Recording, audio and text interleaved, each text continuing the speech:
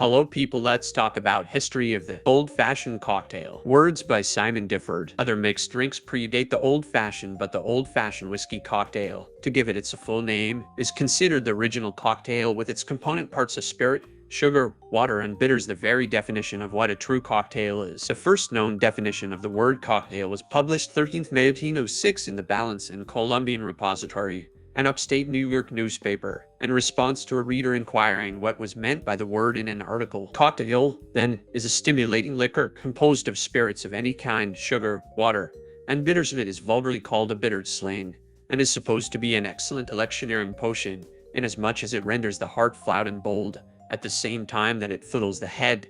It is said also to be of great use to a democratic candidate, because a person having swallowed a glass of it is ready to swallow anything else. Editor, The Balance and Columbian Repository, 13 May 1806. Early years. The old-fashioned cocktail acquired its name and was popularist in America, but the origins of a cocktail comprising a spirit, sweetener, and bitters are English, and follow the creation of the first aromatic bitters by London apothecary Richard Stoughton circa 1690. By the middle of the 1700s, his bitters were commonplace on bars across Britain and its colonies, where they were mixed with brandy or gin and sweet wine. In America, perhaps helped by its whiskey-loving first president, by the late 1700s, bitters were commonly being mixed with whiskey to make a whiskey cocktail, served straight up, without ice. As with contemporary cocktails such as the espresso and porn star martinis, bartenders like to add their own flourishes, and so the fancy whiskey cocktail emerged with embellishments such as a lemon zest twist and stemmed glassware. By the 1870s, bartenders were making improved whiskey cocktails, with dashes of absinthe, curacao, maraschino, chartreuse, and other liqueurs.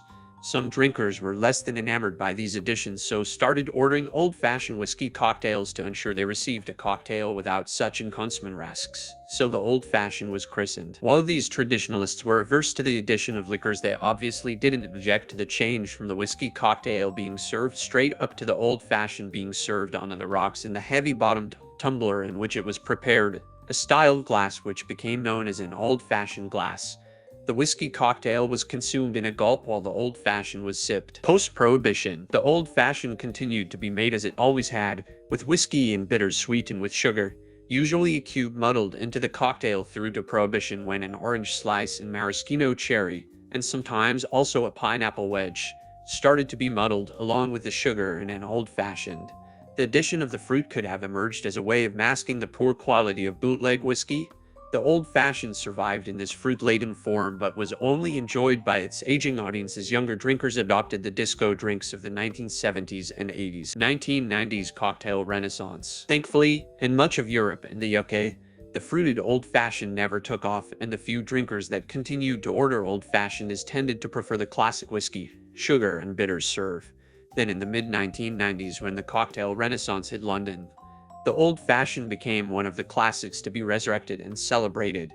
The influential Dick Bradsell made his by gradually adding more whiskey and ice cubes to the cocktail as he stirred it down in the glass in which it was to be served, taking as long as 5 minutes to make one drink. He was influenced by his early mentor Ray Cook, who, thanks to David Embry's The Fine Art, when I started designing the menus for UK branches of Tea Fridays in the early 90s, I remember arguing with the chains as representatives that their specs needed to change, as old-fashioned as shouldn't be muddled with fruit. Happily, as the cocktail renaissance spread, so the old-fashioned also returned to its 1880s form in the USA. Remember the improved whiskey cocktails of the 1870s, and contemporary bartenders also started making their own variations on the old-fashioned.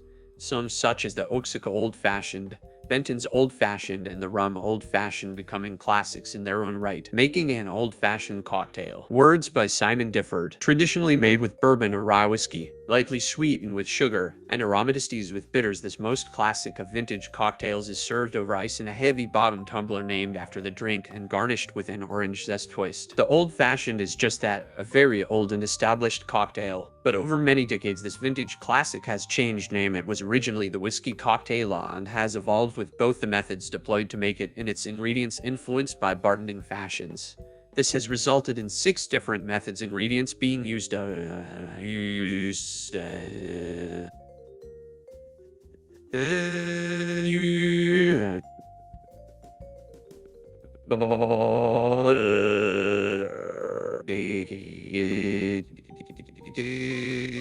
1. Bourbon or rye whiskey. Jerry Thomas' inclusion of the whiskey cocktail in his 1860 to the Bartender's Guide, the world's first cocktail book, calls for a wine and glass of whiskey. In those days, that whiskey would probably have been rye whiskey, with bourbon developing in the decades after Prohibition.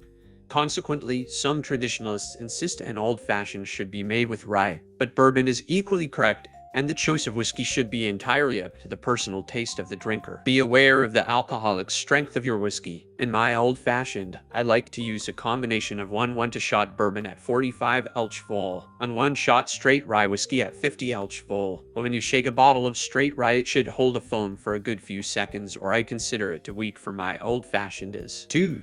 Sugar cube or sugar syrup. It's easier and better to make old-fashioned is with sugar syrup, but traditionalists like to use sugar cubes placed in the base of the glass, dampened with aromatic bitters, and usually a splash of water, and is then pulverized and stirred into syrup with a muddler. All that time and effort to make syrup when pre-made sugar syrup could instead be simply poured in. As David A. Amberry writes in his seminal The Fine Art of Mixing Drinks, you can make perfect old-fashions only using sugar syrup. Adding sugar syrup makes a smoother, better drink. Use a 2 bricks of sugar, ideally made from unrefined Demerara or Muscovado. 3. Muddling of fruit. In the U.S., orange and lemon segments, and often a maraschino cherry or two, are regularly muddled into old-fashioned cocktails.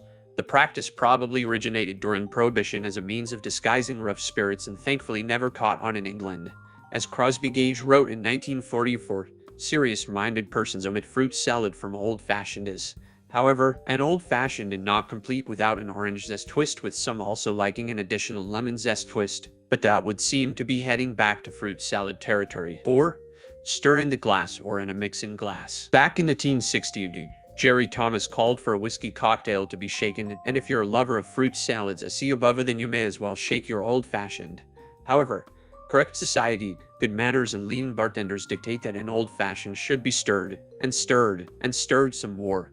The stirring action is essential to attaining the correct dilution. This can be achieved in a mixing glass and then strained, or fresh ice in the glass, but I prefer to stir directly in the serving glass, gradually adding more ice as I stir. Old-fashioned deluxe. Pour into each glass 1 to 2 teaspoonfuls simple syrup and add 1 to 3 dashes of necessities. Stir with a spoon to blend the bitters with the syrup. Add about 1 oz. Whiskey and stir again. David A. Amberry, 1948. 5. What bitters? There is no doubt, well, at least I have none of that, an old-fashioned is improved by the use of aromatic bitters, but the question is what bitters. Originally, broker's bitters were used, but almost by default, due to there being one of the only aromatic bitters to survive. Necessities aromatic bitters became most commonly used.